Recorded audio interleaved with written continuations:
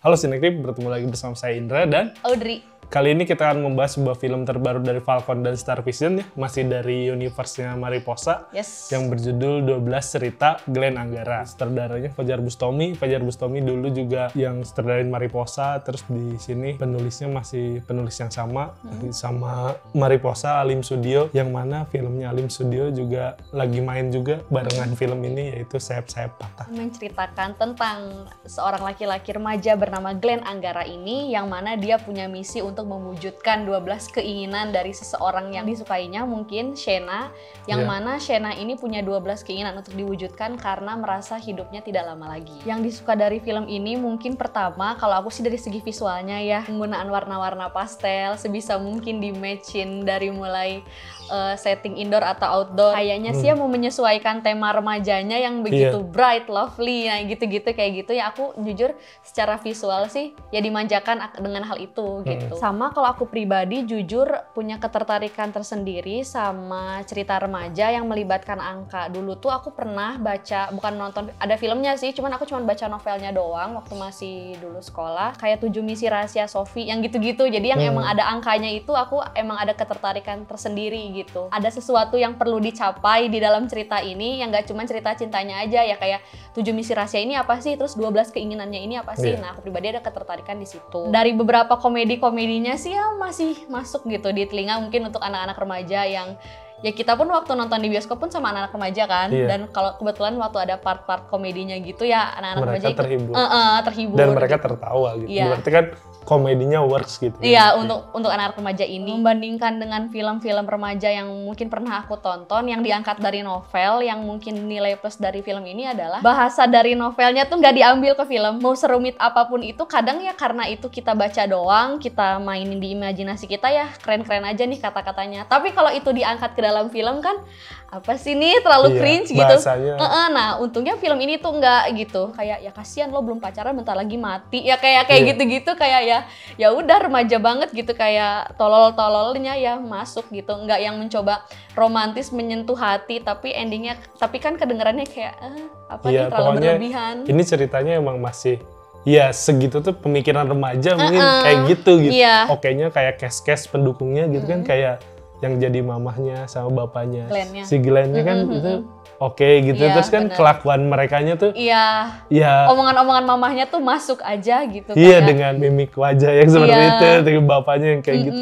Terus kayak orang-orang yang ada di Mariposa dulu tuh di sini bisa ditempatin beneran mereka cuma jadi supporting nih, udah nonton film-film Edgar Robert sebelumnya nih. Dan di sini tuh kayak anjir, ini dia udah oke nih actingnya. Terus kalau Prilly kan udah, ya Prilly mau dijago gitu. Terus buat remaja tuh emang berasa banget gitu kan, mereka tuh nyampe gitu momen-momen sesedih apa, sesensitif apa tuh ke mereka tuh nyampe gitu. Waktu aku nonton film ini kan 3/4 studio tuh memang diisi oleh remaja-remaja, dan waktu film beres tuh aku ngelihat beberapa remaja yang ya seguka nangis, kayak ya emang bener bagian-bagian sedihnya pesan yang mau disampaikan di film ini ya mungkin nyampe ke anak-anak remaja gitu, yang memang hidupnya belum sekompleks itu gitu. Dengan konflik cerita yang disajikan seperti ini ya mungkin untuk mereka tuh kayak enjoy enjoy, kayak sedih banget ya kalau aku ada di posisi itu ya, kayak gitu sih. Karakternya si Glenn tuh beneran berkembang gitu dari yang awalnya kayak gitu. Karakter developmentnya tuh beneran seiring pertambahan wish dari si Shena. Ya karakternya juga ikut berkembang. Banyak berterima kasihnya tuh ke ibunya, walaupun ada Glenn di situ. Aku pribadi pun dulu saat remaja gitu merasa pacar atau pasangan tuh punya porsi yang sangat besar di dalam hidup. Terus kayak banyak makasih ya Glenn udah bahagiain aku. Nah untung Shena tuh nggak gitu. Kalau misalkan kita nonton film-film lainnya yang emang bertema-tema sakit menuju maut kan kayak sedih-sedih, aku sudah tidak ada harapan lagi, kamu harus bahagia. Nah enggak, ini tuh kayak mencoba buat ini buat tuh pasti kejadian ceria, gitu. Jadi karena emang ya namanya kematian itu akan terjadi, jadi mencoba buat ya menyisipkan komedi, nggak seperti biasanya yang memang bombay nangis bentar lagi, ya seperti mungkin salah satu sinetron kayak dulu tuh yang hype tuh Buku Harian Naila, kayak itu sedih-sedihan banget ultra gitu. Nah ini tuh enggak, mencoba kayak ya udah, maksudnya kematian tuh pasti. Aku gak tahu sih ini kurang atau gimana, cuman memang kita dari awal kan udah tahu kalau misalkan Glenn tuh berusaha mewujudkan keinginan Shena karena Shenanya sakit, ya pasti kita jadi tahu kayak ya endingnya ini pasti ya Ya, pasti udah, pasti Shena-nya pergi gitu kayak gitu. Terus, ya emang klise sih ceritanya. Nah ya itu sih, di balik visualnya yang emang enak dipandang, kadang ada beberapa CGI yang iya. Ya nggak tahu ya kenapa dipaksakan di atas rumah sakit. Ya. Itu kan bagus banget ya.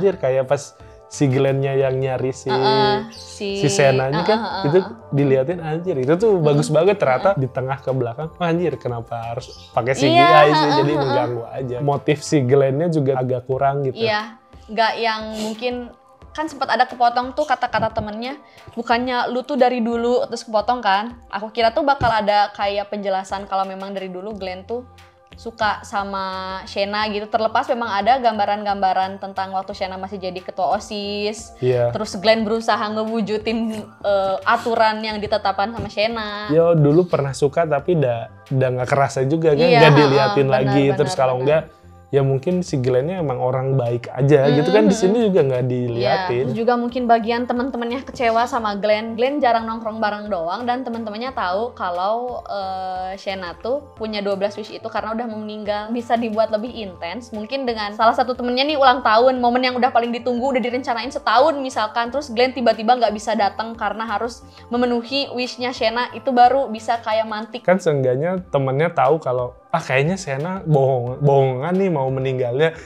Harusnya ada scene yang nunjukin itu, kalau enggak kayak oh kayaknya ini si Glenn beneran dimanfaatin deh sebenarnya buat nguatin itu, terus temennya ngasih tahu atau gimana. Seenggaknya ada penguatan buat dia, nggak cuma opini kamu mah dimanfaatin doang ya apa penguat opini dari itu aja gitu.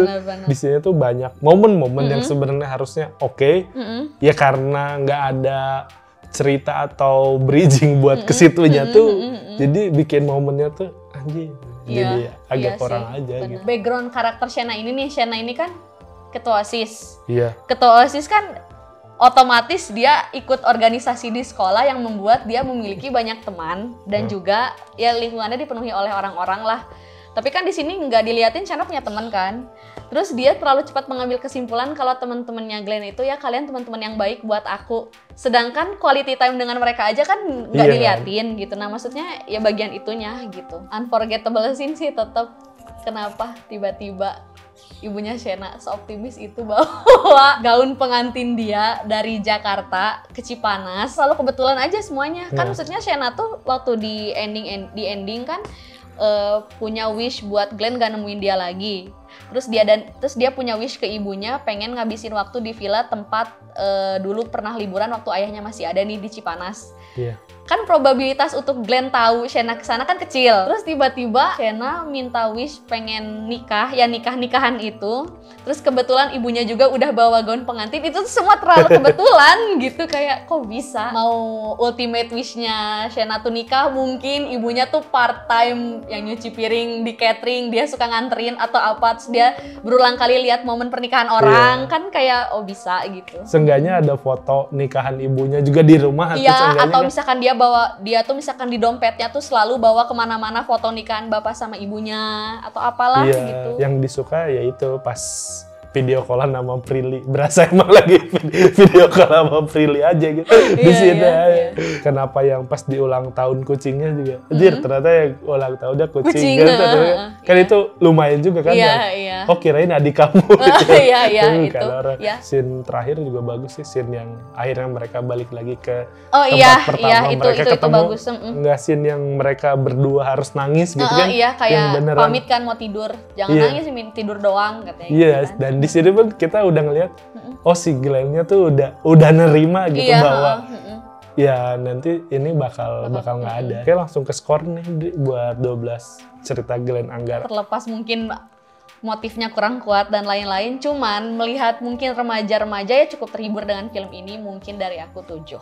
Iya, dari aku 6,5 mungkin, soalnya emang skripnya agak mungkin 1 draft lagi atau 2 draft lagi sih, ini mungkin jadi film remaja yang berikutnya, dan menurut orang ini lebih dari Mariposa sendiri sih sebenarnya gitu. Yang belum nonton silahkan tonton juga ya filmnya di bioskop mumpung masih ada, dan jangan lupa untuk like, comment, dan subscribe, dan nyalakan tombol notifikasinya. Dan sampai jumpa di video-video berikutnya. Bye!